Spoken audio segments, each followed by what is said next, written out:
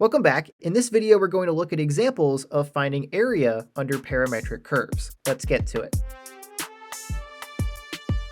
All right, so here's our first example. We want to find the area under the curve represented by the parametric equations on the given interval. In this case, we have these parametric equations, x equals the cubed root of t and y equals t plus 8. And we want to find the area underneath the curve represented by these parametric equations between the values of t from -8 to +1.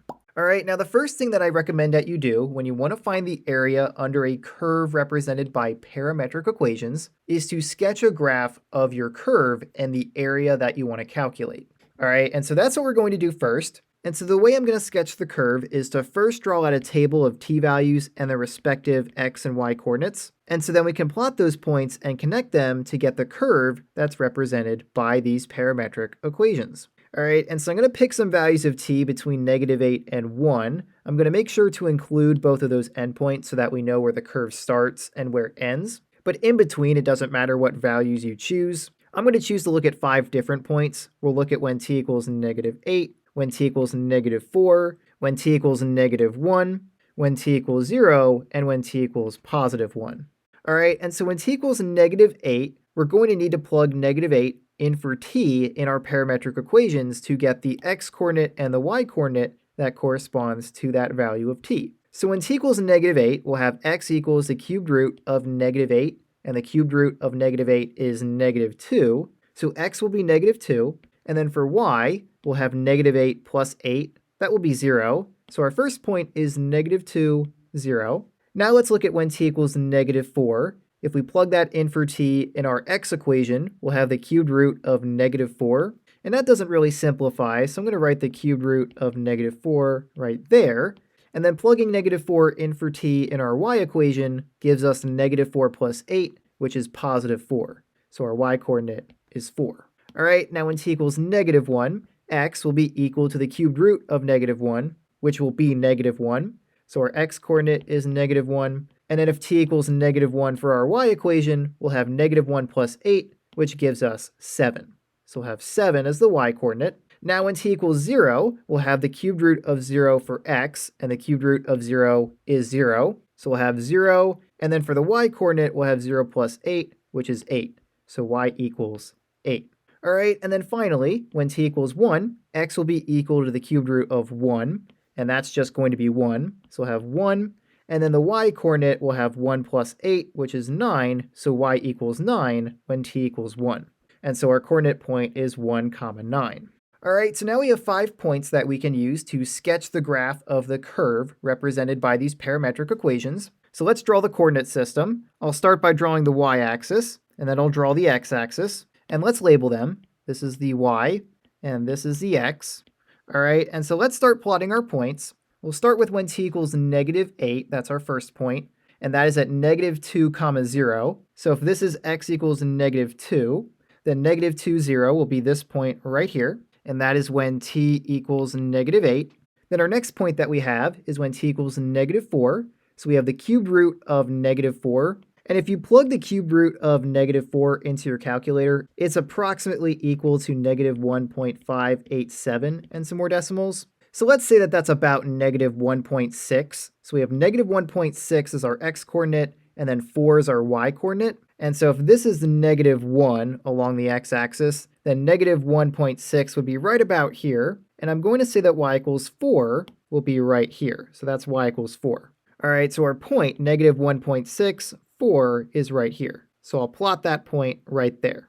And that is when t equals -4. Now our next point is when t equals -1, we have the point -1, 7, and so we already have x equals -1 labeled, but y equals 7 will be 3 higher than y equals 4, so we'll have 1, 2, 3, this is y equals 7, so I'll label that with a 7, and our point -1, 7 will be right here, and that is when t equals -1. All right, then when t equals 0, our coordinate point is 0, 8, and so if this is y equals 8, then our point 0, 8 will be right there along the axis. So I'll plot that point, and then finally, we end with when t equals 1. That is the last point that we could have for this plane curve. This would be the terminal point when t equals 1, and t equals -8 is that initial point where the curve starts. But at t equals 1, our coordinate point is 1, 9. And so if this right here is x equals 1, and this right here is y equals 9, then that last coordinate point will be right here. All right, and I forgot to label our t values. That is when t equals 1, and the point at 0, 8 is when t equals 0. Okay, so now if we connect our points, we will get our curve. And so starting at the initial point, I'll connect all of our points like this. And now you can see that this is the curve that is represented by these parametric equations. And we want to find the area beneath this curve from t equals -8 to t equals +1. And so that's going to be the area underneath this curve from this point to this point. And so the area would be this area right here.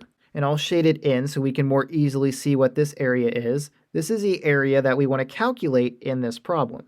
All right, and so in order to find this area, we need to use a definite integral. And the way we're going to do that is first set up a definite integral in terms of x that would represent this area, and then rewrite it to be in terms of t so that we can use our parametric equations, and then find the area using that definite integral.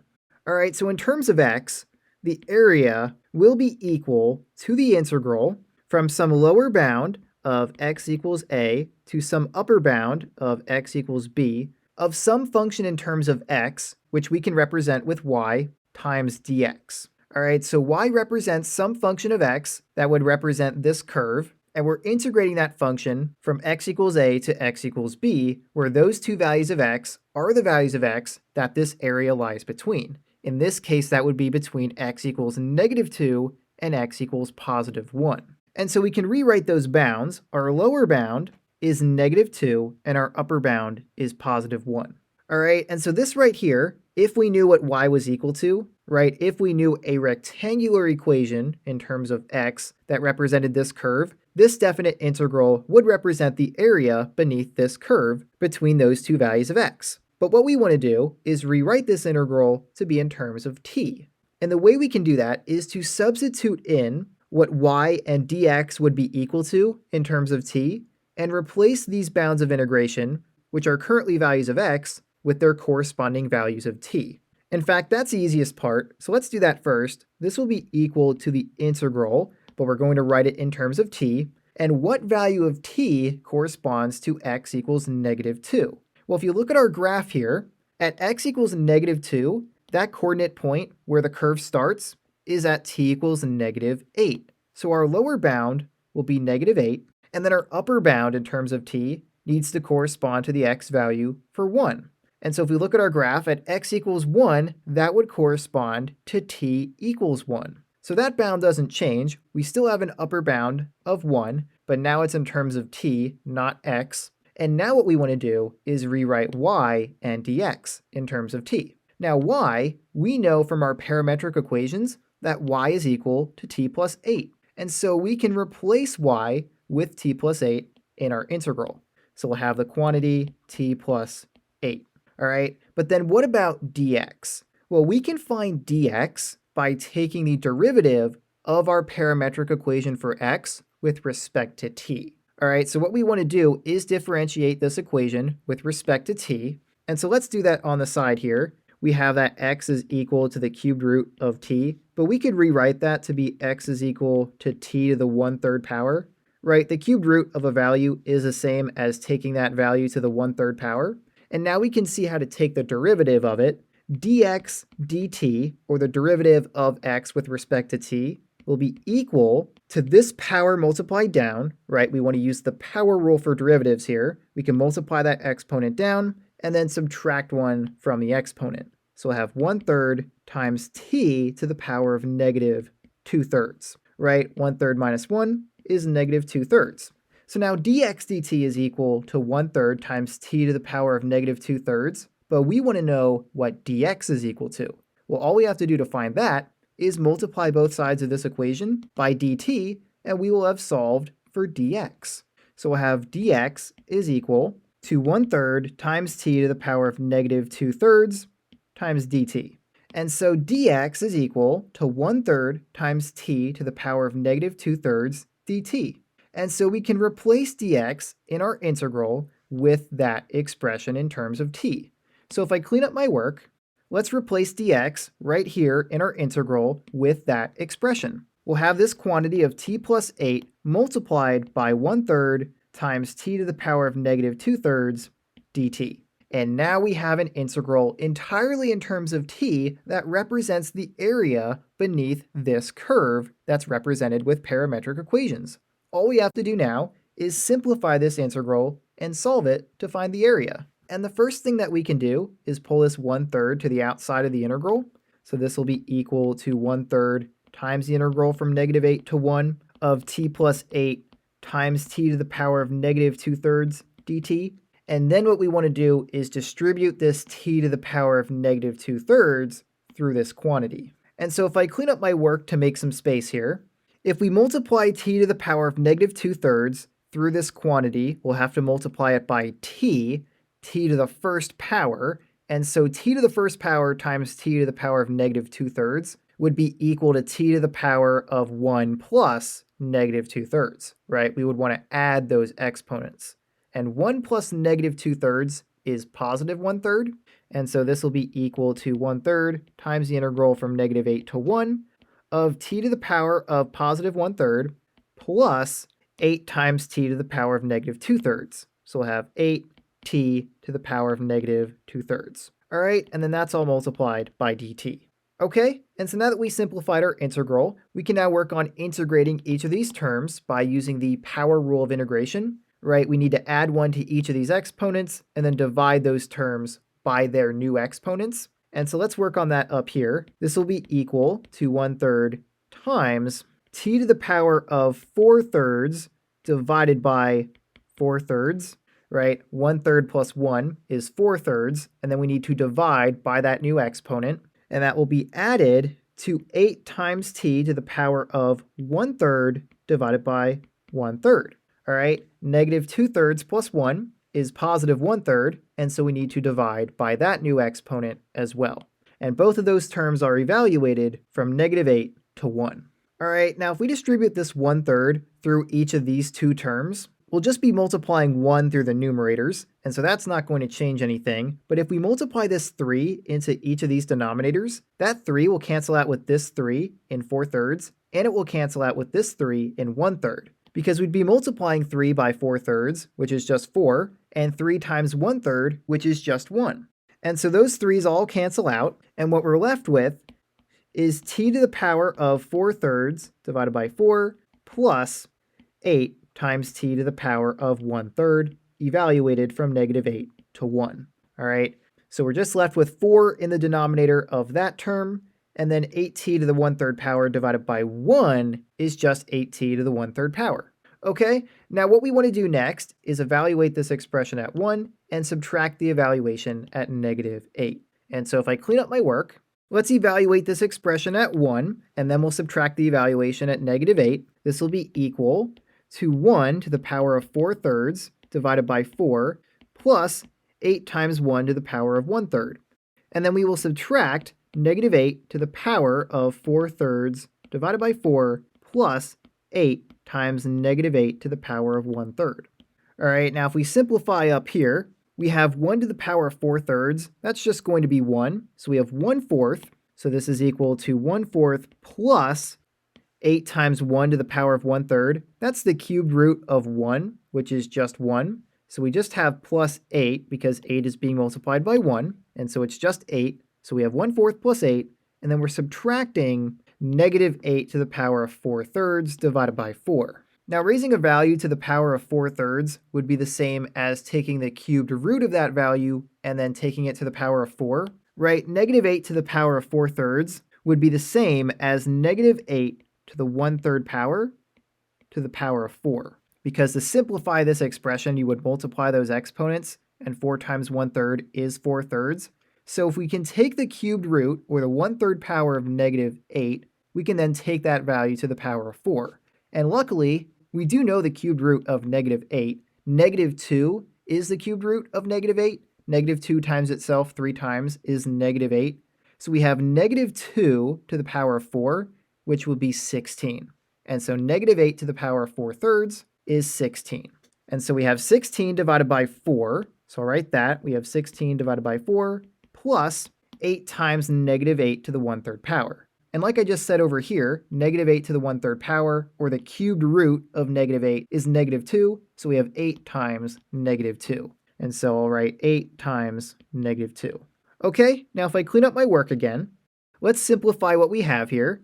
16 divided by 4 is 4, and 8 times negative 2 is negative 16. So this is equal to 1/4 plus 8 minus 4 minus 16, right? 4 plus negative 16 is 4 minus 16, and 4 minus 16 is negative 12, but then we're subtracting that quantity, so we're subtracting negative 12, and so we'll actually be adding 12, and so this will be equal to 1/4 plus 8 plus 12, and so then that would be equal to 1/4 plus 20, and 20 is the same as 80/4, right? If we multiply that by a form of 1 of 4 divided by 4, that would give you 1/4 plus 80/4. And now we have a common denominator, so we can add the numerators and find that the area is equal to 81/4. 81/4 is the area that is beneath this curve that is represented by these parametric equations. And so that is how we can find the area beneath the parametric curve, or a plane curve, by writing a definite integral in terms of t. However, there is another option, and sometimes this might be easier depending on your parametric equations, but in most cases it won't be. But what we could do is simply just calculate the area in terms of x, just using this original integral that we have here, instead of rewriting it in terms of t. And the way we can do that is by simply determining what y would be equal to in terms of x by finding the corresponding rectangular equation to these parametric equations. And we can find that by eliminating the parameter. All right, and I want to show you that if we do it that way, that we will get the same answer for the area that we got here by using an integral in terms of t. And so let's eliminate the parameter from our parametric equations. And the way we do that is by solving for t in one of the equations and then substituting that into the other equation. And so in this case, I'm going to solve for t in our x equation. Since x is equal to the cubed root of t, then if we cube both sides of the equation, x cubed will be equal to t. So if t is equal to x cubed, we can replace t with x cubed in our equation for y, and we'll find that y is equal to x cubed plus 8. And so y equals x cubed plus 8 is the rectangular equation that corresponds to these parametric equations that would also represent this curve that we want to calculate the area beneath. And so we can replace y in our integral here with x cubed plus 8, and solving this definite integral will also give us this same area beneath this curve. And so let me show you that that's true. We'll have that the area is equal to the integral from -2 to 1 of x cubed plus 8 times dx. Okay, and so let's solve this definite integral. We are now working in terms of x rather than t, and so let's use the power rule of integration. We'll add 1 to the exponent and divide by that new exponent. So this is equal to x to the power of 4 divided by 4 plus the integral of 8, and the integral of a constant is just that constant times the variable of integration, which in this case is x. So we'll have 8 times x, and that's evaluated from -2 to 1. Now we can evaluate this expression at 1 and subtract the evaluation at -2.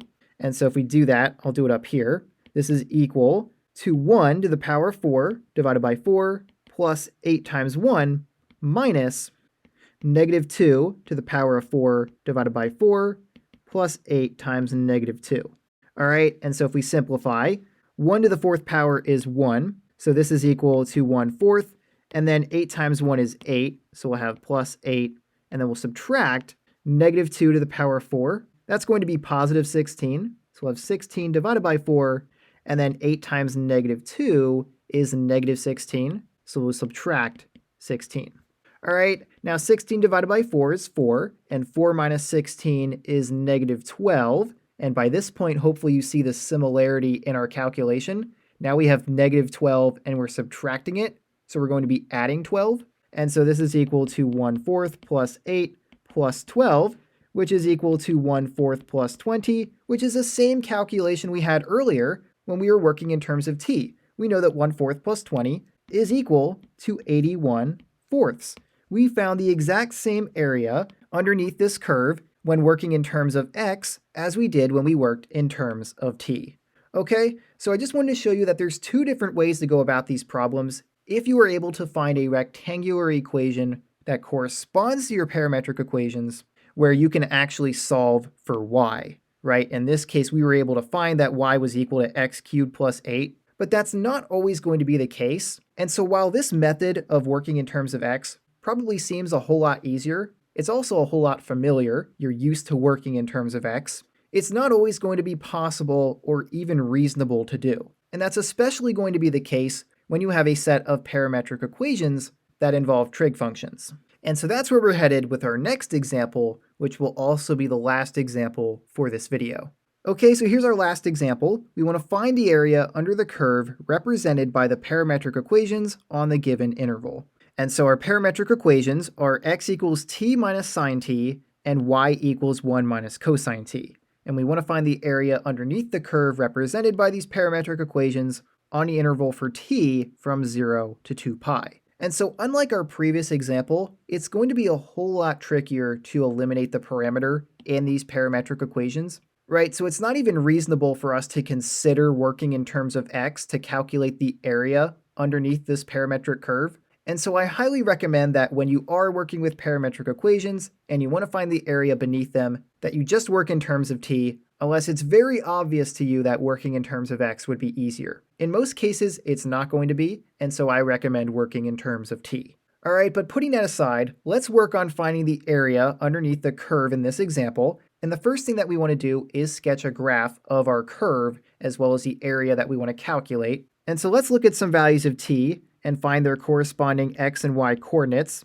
so that we can plot them to find the shape of our curve and the area that we want to calculate. And so we're working with values of t from 0 to 2 pi. So I'm going to choose those two values of t as well as some values in between them to plug into our parametric equations to get some points. So I'm going to look at the values of t of 0, pi divided by 2, pi, 3 pi divided by 2, and 2 pi. I think that's going to give us enough points to understand the shape of our curve and what area we're trying to find. And so when t equals 0, we need to plug 0 into both of our parametric equations to get the corresponding x and y coordinates. And so when t equals 0, x will be equal to 0 minus sine of 0. And sine of 0 is 0, so we'll have 0 minus 0. And so x is 0, so we'll have 0. And then our y coordinate will have y is equal to 1 minus cosine of 0. And cosine of 0 is 1, so we'll have 1 minus 1. And so y is also equal to 0. So when t equals 0, our coordinate point is the origin, 0, 0. And then let's look at our next value of t, when t equals pi divided by 2. If we plug that into our equations, x will be equal to pi divided by 2 minus sine of pi divided by 2. And sine of pi divided by 2 is 1. So x is going to be pi divided by 2 minus 1. That's going to be our x coordinate. And then our y coordinate will have 1 minus cosine of pi divided by 2, and cosine of pi divided by 2 is 0, so we have 1 minus 0, so our y coordinate is 1. All right, and then when t equals pi, x will be equal to pi minus sine of pi, and sine of pi is 0, so we have pi minus 0, so x is pi, so we'll have pi, and then our y coordinate will be y is equal to 1 minus cosine of pi, and cosine of pi is negative 1. So we have 1 minus negative 1, which would be 1 plus 1. And so 1 plus 1 is 2. So our y coordinate is 2. All right. Then 3 pi divided by 2 is our next value of t. Plugging that into our parametric equations will give us our next point. We'll have x is equal to 3 pi divided by 2 minus sine of 3 pi divided by 2. And sine of 3 pi divided by 2 is negative 1. So we have 3 pi divided by 2 minus negative 1, which would be plus 1. So x is 3 pi divided by 2 plus 1. Then our y coordinate will have 1 minus cosine of 3 pi divided by 2, and cosine of 3 pi divided by 2 is 0, so we have 1 minus 0, which is 1. So our y coordinate is 1.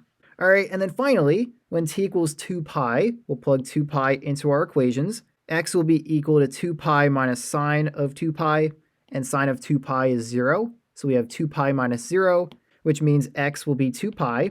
And then for y, we'll have 1 minus cosine of 2 pi, and cosine of 2 pi is 1. So we have 1 minus 1, which is 0. So y will be equal to 0. All right, and so now we have 5 coordinate points that we can plot on a graph that we can use to sketch our curve. And so let's draw our coordinate system. This will be the y-axis, and this will be the x-axis, and I'll label them. So this is the y, and this is the x. And so let's plot our points. When t equals 0, we're at the origin at the point 0, 0. And so that will be this point right here. That is when t equals 0. And then when t equals pi divided by 2, we're at the x value of pi divided by 2 minus 1. And pi divided by 2 minus 1, if you plug that in your calculator, is approximately equal to 0.5707 and some more decimals. So that's about 0.6. So if this is x equals 1, then 0.6 would be right about here. And then our y-coordinate is 1, and I'll say that that's right about here. That's going to be y equals 1. And so our point of 0.6 comma 1 will be right here. And so that is our next point that we want to plot. And that's where t equals pi divided by 2. And then after that, we have t equals pi. And when t equals pi, we're at the point pi comma 2. And pi is approximately 3.1415 and some more decimals. And so if we look at our x-axis here, this would be x equals 2, and this would be x equals 3. So pi would just be a little bit after 3 along the x-axis, right? 3.14 is somewhere right about there. And then our y-coordinate is 2, and so I'll say that this is y equals 2 right there. So our coordinate point pi 2 will be right there. So I'll plot that point, and that is where t equals pi. All right, and then next we have t equals 3 pi divided by 2, and that is at the point 3 pi divided by 2 plus 1 comma 1. So the y-coordinate is pretty easy, but the x-coordinate, we're going to have to find an approximate value again. If you plug it into your calculator, it's approximately equal to 5.712 and some more decimals. So that's about 5.7. And so if that's our x value, 5.7, and we go to our graph, this would be x equals 4, this is x equals 5, and this is x equals 6. 5.7 would be right about here. And so we'll have 5.7 and then a y-coordinate of 1. So that point will be right here.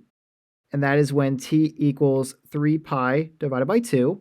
And then finally, we have our last point where t equals 2 pi, and that is located at the point 2 pi comma 0. And so 2 pi would be 2 times pi. So instead of 3.14, we'll have 6.28, right? So 2 pi is approximately 6.28, and 6.28 would be right about here or so. And our y-coordinate is 0. So right there on our x-axis will be the coordinate point for t equals 2 pi. All right, so that's t equals 2 pi. And so now we have all of our points plotted that are going to help us sketch our curve. So let's connect them. The curve represented by our parametric equations that we want to calculate the area beneath would be this curve right here. And so then the area that we want to calculate is what I'm shading in right now.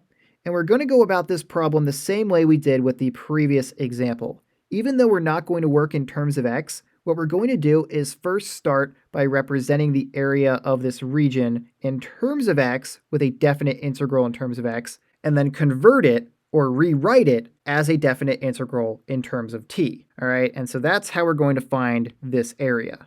And so in terms of x, the area will be equal to the integral from some lower bound to some upper bound of y times dx. Now, what would our lower bound and our upper bound be in this case? Well, we want to find the area of this region right here, which lies between the x values of x equals 0 and x equals 2 pi. All right, now I know that corresponds to the value of t, which is 2 pi, but this x value right here where this point is also at 2 pi. And so our bounds of integration are from 0 to 2 pi, at least in terms of x. But now what we want to do is rewrite this integral or convert this integral into a definite integral in terms of t. And we'll start by changing our bounds of integration. The area will be equal to the integral of the t value that corresponds to the x value of 0, which in this case is actually going to be 0, right? At this point where x equals 0, t is also equal to 0 at that point. So our lower bound is still 0 in terms of t, and then the upper bound, which is 2 pi in terms of x, is also 2 pi in terms of t, right? This point right here at x equals 2 pi is t equals 2 pi. And so that upper bound doesn't change either. T is also equal to 2 pi for that upper bound. And so that's not always going to be the case. Your bounds for x are not always going to be the same as your bounds for t, but in this case they are the same. Just be aware that that's not always going to happen, so don't assume that they're the same. Always check to make sure. And now we need to rewrite y in terms of t and dx in terms of t. But we know from our parametric equations that y is equal to 1 minus cosine t. So that's pretty easy to replace. We'll just have 1 minus cosine t, and then we need to multiply by dx, which we can find by taking the derivative of our parametric equation for x. And so if we do that, dx dt will be equal to the derivative of t minus sine t. The derivative of t is just 1, right? If you're taking the derivative of a variable to the first power, it's just going to be equal to its coefficient. So the derivative of t is 1, and the derivative of sine is cosine. So we'll have 1 minus cosine t. All right, so I'll finish that down here. dx dt is equal to 1 minus cosine t.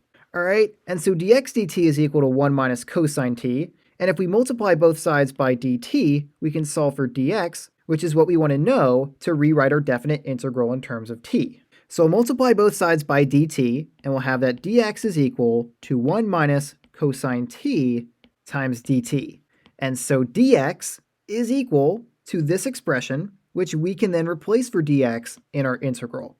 So we'll have this 1 minus cosine t times another 1 minus cosine t, and then multiplied by dt. All right, and so now we have a definite integral in terms of t that represents the area underneath this curve, which is represented by these parametric equations. And so now all that's left to do is to solve this definite integral. And so if I clean up my work, the first thing that we want to do to solve this definite integral is to simplify the integrand, right? We want to multiply these two quantities together and get all of the different terms that we're going to need to integrate. And so let's multiply these two quantities together. Notice that they are the same quantity. So this would actually be the same as having 1 minus cosine t quantity squared times dt. And so we can take a little shortcut here to expanding this quickly, or multiplying those two quantities together.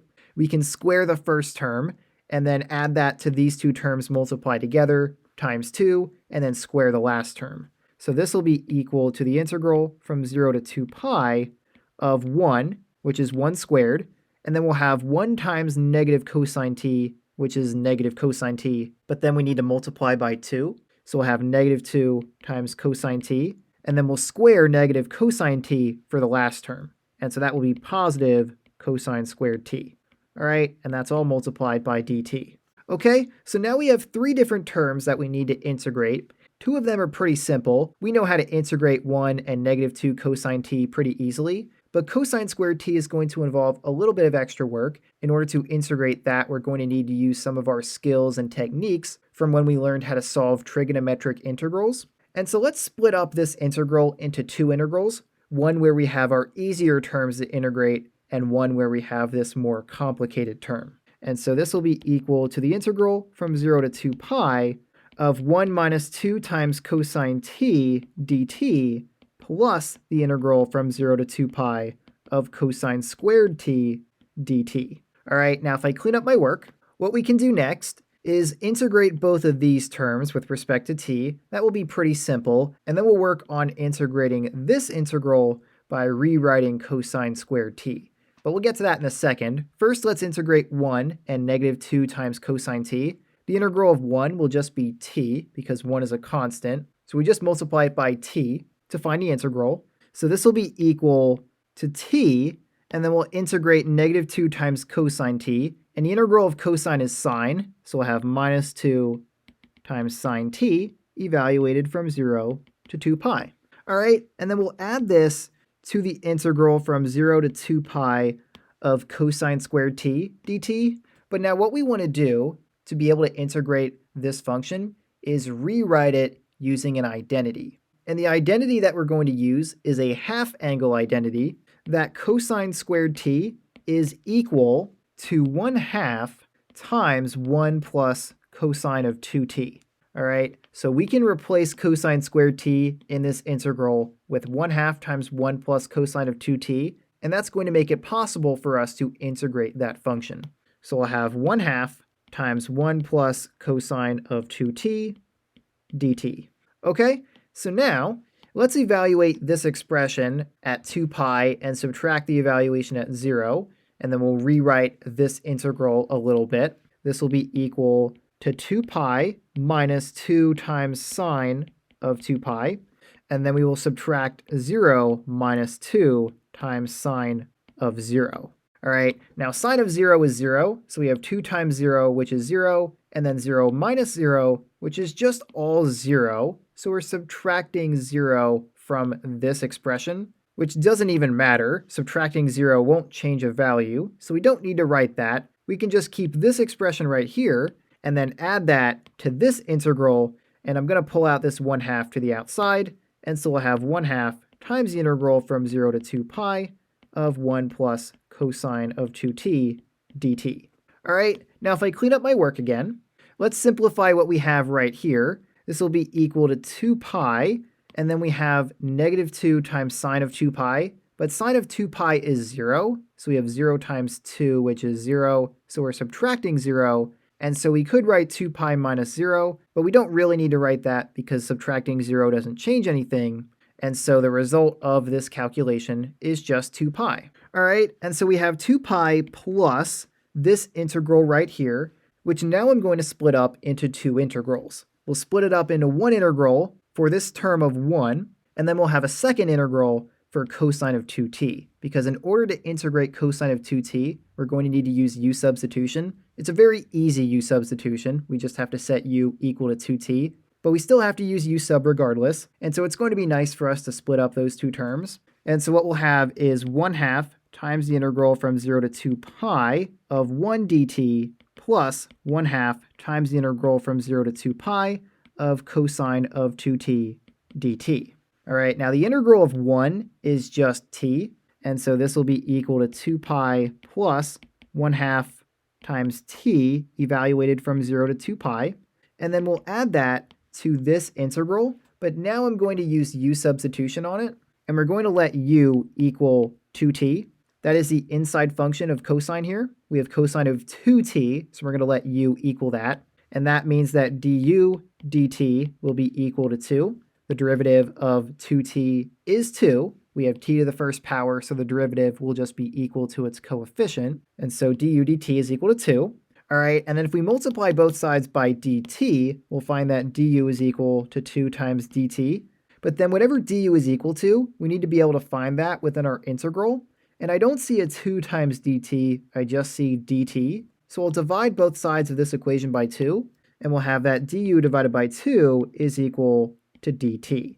And so we can replace dt with du divided by 2. All right, so if we rewrite this integral in terms of u, we'll have 1/2 times the integral from t equals 0 to t equals 2 pi of cosine of u times du divided by 2.